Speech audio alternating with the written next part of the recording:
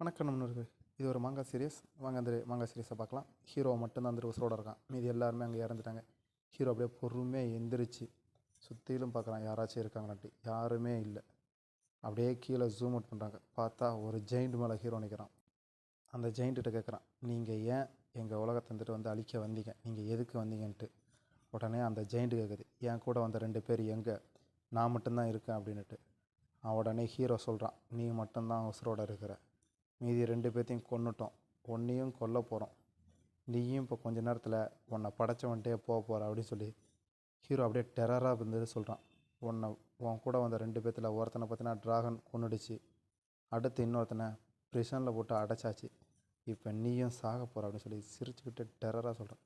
அதை பார்த்து அப்படியே வந்துட்டு அந்த ஜெயிண்டும் ஷாக் ஆகுது. ஆஹா, நம்மளும் சாக போகிறோமா அப்படின்னு சொல்லி ஷாக்கில் பார்த்துட்டு இருக்கும்போதே அப்படியே வந்துட்டு ஹீரோவோட வால் அதோட கண்ணுக்கிட்ட போகுது. அடுத்து கொஞ்சம் கொஞ்சம்னா அப்படியே கழுத்துக்கிட்ட வந்து கழுத்தையும் வெட்ட போகிறான்.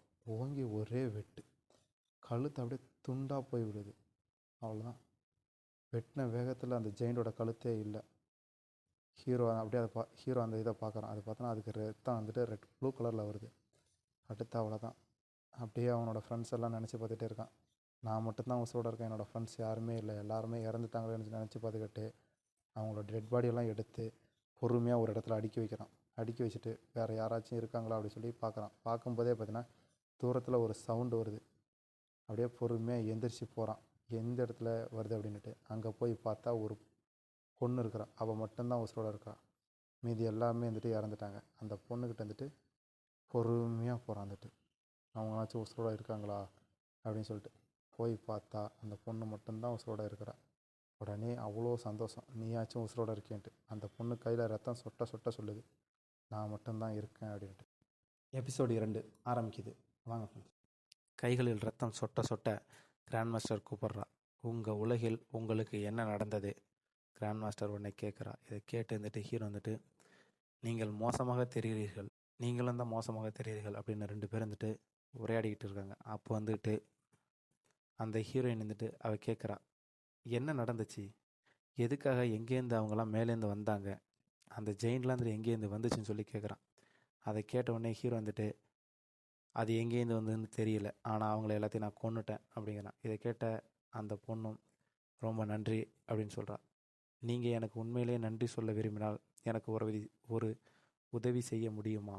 ஒரு உதவியா? ஆமாம், அந்த தண்டனை வீரர்களை எல்லாத்தையும் அடக்கம் செய்ய முடியுமா? அடக்கம் செய்வதை உறுதி செய்ய முடியுமா அப்படின்னு சொல்லி ஹீரோ கேட்குறான். அவர்களின் உடல்கள் பொதுவாக கைவிடப்படுகின்றன அல்லது எரிக்கப்படுகின்றன என்பது எனக்கு தெரியும். ஆனால் இந்த வெற்றியில் அவர்கள் ஒரு முக்கிய பங்கை கொண்டிருந்தனர். நான் உயிருடன் திரும்பி வருவேனா என எனக்கு தெரியவில்லை. நீங்களே அவற்றை பாதுகாப்பாக புதைக்க வேண்டியிருக்கலாம். எனக்காக செய்யுங்க அப்படின்னு சொல்லி ஹீரோ சொல்கிறான். இதை கேட்டுட்டு இருக்கும்போதே அப்படியே பார்த்தீங்கன்னா வந்துட்டு மழை நிற்கிது. திடீர்னு ஒரு ட்ராப் அப்படியே வந்து விழுந்துக்கிட்டே வந்துட்டு இருக்கும்போது ஹீரோ வந்துட்டு பார்க்குறான். என்ன மழை விட்டுடுச்சா? மேகம்லாம் வந்துட்டு கலைஞ்சிருச்சு அப்படின்னு சொல்லிட்டு ஹீரோயினே அந்த அப்படியே சொல்கிறா. அவள் வந்துட்டு ஆமாம். திடீர்னு பூம்னு ஒரு சவுண்ட். என்ன நிலநடுக்கம் வந்துருச்சா? என்ன இப்படி இதாகுது? என்ன ஆச்சு அப்படின்னு சொல்லி 2 பேர் வந்துட்டு புலம்பிகிட்டு இருக்கும்போதே வானத்திலிருந்து 8 ரெக்க வச்ச ஒரு ஜெயிண்ட் வருது. அதை பார்த்த உடனே ஹீரோ ஷாக் ஆகிட்டான். ஆஹா, அப்போ அந்த வந்த 3 ஜெயிண்ட் தான் வந்துட்டு ஆரம்பமாட்டுக்கு. இதுக்கு மேலே தான் வந்துட்டு எல்லா ஜெயிண்ட்டுமே வர ஆரம்பிக்க போதாட்டுக்கு. இதுங்களை எப்படியாச்சும் கொன்று நம்ம உலகத்தை நம்ம தான் காப்பாற்றணும்னு சொல்லி ஹீரோ உடனே வந்துட்டு எந்திரிக்கிறான். இதை பார்த்த ஹீரோயினி வந்துட்டு ஷாக் ஆகிற. ஆஹா, அவ்வளோதான், உலகம் முடிய போகுது, எல்லாம் அழிய போகிறோம் அப்படின்னு சொல்லி ஷாக்லேயே பார்த்துட்டு இருக்கும்போதே ஹீரோ வந்துட்டு, நீ எப்படியாச்சும் ஓடிடு, நான் வந்துட்டு இவங்கள பார்த்துக்கிறேன், இவங்கள நான் கொன்று எப்படியாச்சும் வந்துட்டு இவங்களை எப்படியாச்சும் நான் அழிச்சிடுறேன், நீங்கள் வந்துட்டு இந்த இடத்த விட்டு போயிடுங்க மார்ஷல் அப்படின்னு சொல்லி அவன் கத்துறான். கத்திக்கிட்டே அவனோட வாளை உருவுறான். உருவும் போது ஒரு சவுண்டு ஸ்லாஷ் அப்படின்ட்டு சவுண்டு வந்துட்டு அதை அப்படியே வந்துட்டு நான் எப்படியாச்சும் நான் சாகிறதுக்குள்ளே இவங்களை எல்லாத்தையும் கொண்டுட்டு தான் சாகுவேன் அப்படின்னு சொல்லி ஹீரோ கத்திக்கிட்டே அந்த ஜெயிண்டை நோக்கி வந்து நின்றுட்டுருக்கான். அப்போ தான் வந்துட்டு ஹீரோயினி கூப்பிட்றான். உனக்கு இன்னும் சாதிக்கணும்னு ஆசை இருக்குதா? ஆமாம் இருக்குது அப்படின்னு சொல்லி அவன் சொல்கிறான். ஹீரோ, நான் ஒரு அகாடமியில் படிக்கணும் அப்படின்ட்டு அப்படி சொல்லிட்டு இருக்கும்போதே ஹீரோயின் கிஸ் பண்ணிட்டான். இதை அவன் முற்றிலுமே எதிர்பார்க்கவே இல்லை.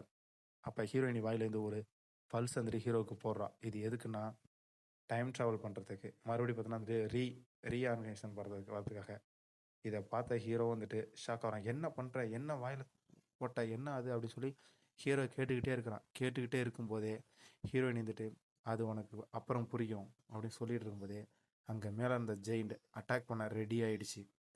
இதை பார்த்த ஹீரோவும் ஷாக்லேயே இருக்கிறான். ஆஹா அப்படின்னு சொல்லிட்டு இருக்கும்போதே டக்குன்னு பார்த்தோன்னா அந்த ஜெயிண்ட் வந்துட்டு அட்டாக் பண்ணிடுச்சு.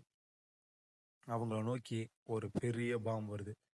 அது வந்து கரெக்டாக அவங்க மேலே பட்ட உடனே அவன் வாயில் வச்சிருந்த பில்ஸும் அவன் வயிற்றுக்குள்ளே போயிடுச்சு. உடனே பார்த்தீங்கன்னா வந்துட்டு அவன் ரீஜென்ரேட் ஆகிறான். அப்படின்னா வந்துட்டு டைம் ட்ராவல் பண்ணுறான். வந்துட்டு புதுசாக மறுபடியும் வந்துட்டு உருவெடுக்கிறான்.